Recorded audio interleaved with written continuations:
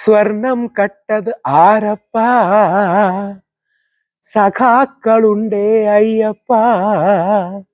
ലോഹം മാറ്റിയതാരപ്പാ, സഖാക്കളുണ്ടേ അയ്യപ്പാ.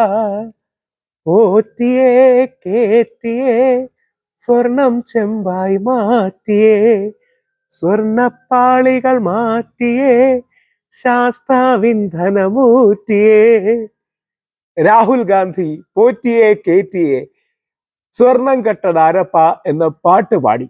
ഇത് ഓർത്തോളുക. നാളെ കോൺഗ്രസ് ജയിക്കുകയാണെങ്കിൽ, UDF ജയിക്കുകയാണെങ്കിൽ, UDF തിരിച്ചു വരികയാണെങ്കിൽ UDF വിജയിച്ച നിമിഷങ്ങളിൽ ഒന്നായി മാറുമെന്ന കാര്യത്തിൽ സംശയം.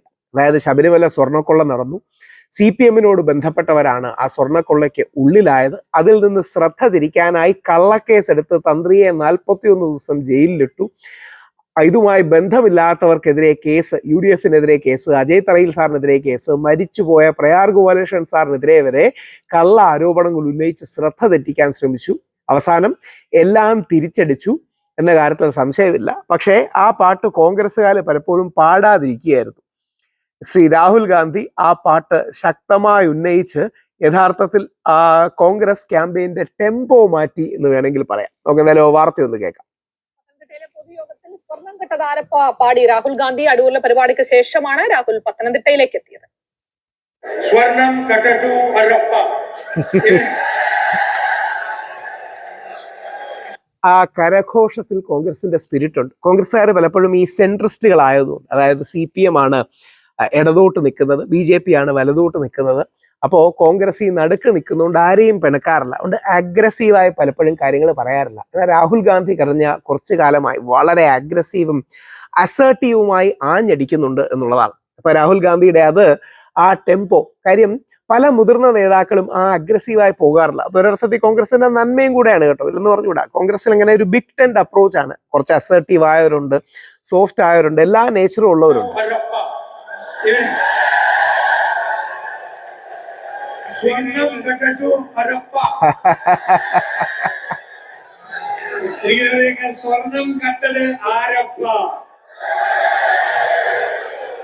യഥാർത്ഥത്തിൽ തദ്ദേശ തെരഞ്ഞെടുപ്പിൽ അജണ്ട സെറ്റ് ചെയ്ത പ്രധാന കാര്യങ്ങളിലൊന്നും ഈ പാട്ടായിരുന്നു. ഈ പാട്ടിന്റെ ഉപജ്ഞാതാക്കളെ എല്ലാം വിളിച്ച് ഞാൻ സംസാരിച്ചിരുന്നു. എന്നിട്ട് അവരെ കള്ളക്കേസ് കൊടുക്കാൻ CPM സർക്കാർ നോക്കി. എന്തൊരു നാണക്കേടാണെന്ന് ആലോചിച്ച് നോക്കിയേ.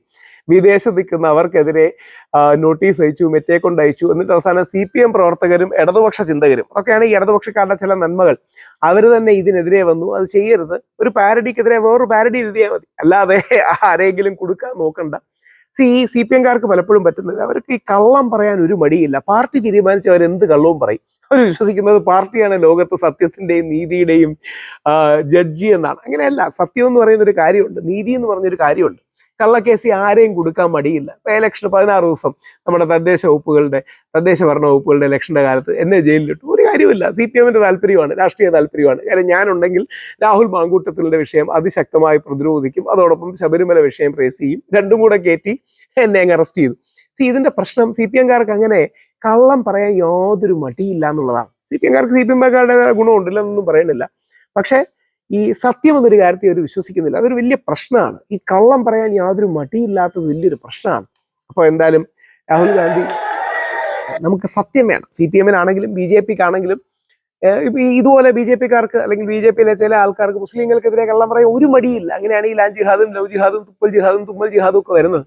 കോൺഗ്രസ്സുകാർ യഥാർത്ഥത്തിൽ സത്യം പറയുന്നതിന്റെ രാഷ്ട്രീയം, മഹാത്മാഗാന്ധിയുടെ രാഷ്ട്രീയം കൊണ്ടുവരണമെന്ന് ആഗ്രഹിക്കുകയാണ്. എന്തായാലും രാഹുൽ ഗാന്ധിയുടെ ഈ ആവേശോജ്വലമായ ഇതിൽ ഇഷ്ടപ്പെട്ടു. It's very interesting because from this line you can understand the truth of the election in Kerala. ആ വാക്കിൽ, ആ വരിയിൽ കേരളത്തിലെ ഇലക്ഷന്റെ സത്യം പറയാം. പുതുയുഗ യാത്രയുടെ സമാപന സമ്മേളനത്തിൽ ഡീലടക്കം ഉയർത്തി രാഹുൽ ഗാന്ധി. യഥാർത്ഥത്തിൽ BJP-യും CPM തമ്മിൽ ഒരു ഡീൽ, അതായത് ഡീൽ എന്ന് പറഞ്ഞാൽ ഓക്കെ നമ്മൾ രണ്ടും ഒരുമിച്ചിരുന്നിട്ട് ഡീൽ ഉണ്ടാക്കുന്നു എന്നല്ല, രണ്ടുപേരുടെയും താല്പര്യങ്ങൾക്ക് ഒരു സമവായം വരുന്നു. അതായത് CPM-ന്റെ താല്പര്യവും BJP-യുടെ താല്പര്യവും ഒരുമിക്കുന്നു. CPM തിരിച്ചു വരുന്നതാണ് BJP-ക്ക് നല്ലത്. അതുകൊണ്ട് CPM ജയിക്കട്ടെ എന്ന് BJP-യുടെ ആൾക്കാർ വിചാരിക്കുന്നു. മോദിജി അടക്കം വന്ന് നമ്മുടെ ശബരിമല വിഷയമൊന്നും ഉയർത്തിയില്ലല്ലോ. എൻ്റെ കാരണമെന്ന് പറഞ്ഞാൽ ശബരിമല വിഷയം അടക്കം ഉയർത്തിയാൽ CPM തോക്കും, ഹിന്ദു വോട്ടുകൾ കാര്യമായി മാറും. എന്തായാലും ക്രിസ്ത്യൻ മുസ്ലിം വോട്ടുകൾ കൂടുതൽ കോൺഗ്രസിനാണ് കിട്ടുന്നത്. അപ്പോൾ ഏകദേശം 60-65% ക്രിസ്ത്യൻ സമൂഹത്തിലെ വോട്ടുകൾ, ഒരു ഓഫ് ഹാൻഡ് ആയിട്ട് പറയുകയാണ്, ഒരു അപ്രോക്സിമേഷൻ പറയാൻ വേണ്ടി, 60-65-70%, 60 മുതൽ 70% വരെ ക്രിസ്ത്യൻ വോട്ടുകൾ കോൺഗ്രസിനാണ്. ഏകദേശം 70 മുതൽ 80% വരെ മുസ്ലിം വോട്ടുകൾ കോൺഗ്രസ് അല്ലെങ്കിൽ UDF-നാണ്. മുസ്ലിം ലീഗിനും കോൺഗ്രസിനും UDF-നുമാണ് ലഭിക്കുക. ബാക്കി ഒരു 10-15% LDF-നും CPM-നും പോവുക. ചിലപ്പോൾ 1% വല്ലതും BJP-ക്ക് മുസ്ലിം വോട്ട് പോകുന്നുണ്ടായിരിക്കും, അതുപോലും കുറവാണ്. നിർത്താപ്പലും പോകുന്നുണ്ടായിരിക്കും, ബാക്കി പാർട്ടികൾക്ക് പോകുന്നുണ്ടായിരിക്കും. 65 മുതൽ ഒരു 70% വരെ ക്രിസ്ത്യൻ വോട്ടുകൾ പോകുന്നത് കോൺഗ്രസിനാണ്, UDF-നാണ്. പിന്നെ കേരള കോൺഗ്രസിന് പോകും. ഇപ്പം CPM-നോടൊതുക്കുന്ന കേരള കോൺഗ്രസിന് കുറേ പോകും, തീർച്ചയായിട്ടും പോകുന്നുണ്ട്. പിന്നെ കഴിഞ്ഞൊരു 10 വർഷം കൊണ്ട് BJP-യോടടുത്ത ക്രിസ്ത്യാനികളുടെ ഒരു 10-15% ആയിരിക്കും. ചില ആൾക്കാർ 5 എന്ന് പറയുന്നു, പോട്ടെ, 5-15% ആണ് ഉണ്ടാകുക. അപ്പൊ യഥാർത്ഥ ഫൈറ്റ് ഉണ്ടാകുന്ന ഈ ഹിന്ദു വോട്ടുകൾക്ക് വേണ്ടിയാണ്. ആ ഹിന്ദു വോട്ടുകളെ ഒരുമിച്ച് നിർത്താനാണ് NSS, SNDP, KPMS, പ്രബലമായ 3 സമുദായ സംഘടനകൾ, നായർ, ഇഴവ, പുലയ സമുദായ സംഘടനയിലൊക്കെ നേതാക്കളെ വിളിച്ച് അയ്യപ്പ സംഘം അടക്കം നടത്തിയത്. അതിനുശേഷം വലിയ രീതിയിൽ പാളിയത് ഈ സ്വർണം കട്ടതാണ്. അതിനുശേഷം പ്രതികാര നടപടി എന്നോണം കള്ളത്തരത്തിൽ ശ്രദ്ധ തെറ്റിക്കാൻ തന്ത്രി അടക്കം കൊടുക്കുകയും പഴയ കോൺഗ്രസ്സുകാർക്കെതിരെ കേസെടുക്കുകയൊക്കെ ചെയ്തു. ഇവിടെയാണ് ആ രാഷ്ട്രീയത്തിന്റെ നെറുകേടുണ്ടായത്. രാഹുൽ ഗാന്ധി വീണ്ടും ആ ശബരിമല വിഷയം റേസ് ചെയ്ത് കൗതുകം ഉണ്ടാക്കി. ഒരു പ്രാദേശിക നേതാവിന്റെ ധാരണ പോലും ഇല്ലാത്ത ആൾ എന്നൊക്കെ പറഞ്ഞുകൊണ്ടാണ് പിണറായി വിജയൻ അടക്കം അദ്ദേഹത്തെ ആക്ഷേപിക്കുകയും. ശ്രീ പിണറായി വിജയൻ പറയുണ്ടായ ഒരു പ്രാദേശിക നേതാവിന്റെ ധാരണ പോലും ഇല്ലെന്ന്. രാഹുൽ ഗാന്ധിക്ക് നല്ല രീതിയിൽ രാഷ്ട്രീയ കാര്യങ്ങളും അറിയാം. ഈ വരവിൽ അത് ഡീലുണ്ട്, ശബരിമല സ്വർണ്ണക്കൊളയുണ്ട് ഒക്കെ ഉയർത്തി ആക്ഷേപിക്കുന്ന ഒരു രാഹുലിനെയാണോ കണ്ടത്? എത്രത്തോളം ഉണ്ടായിരുന്നു രാഹുലിന്റെ അടുത്ത യാത്ര? ഏഷ്യാനെറ്റിലാണ് വാർത്ത. രാജീവ് ചന്ദ്രശേഖർജിയുടെ ഏഷ്യാനെറ്റിലാണ്. ഏഷ്യാനെറ്റിന്റെ നന്മയും എഡിറ്റോറിയൽ പോളിസിയും ഒക്കെയാണ്.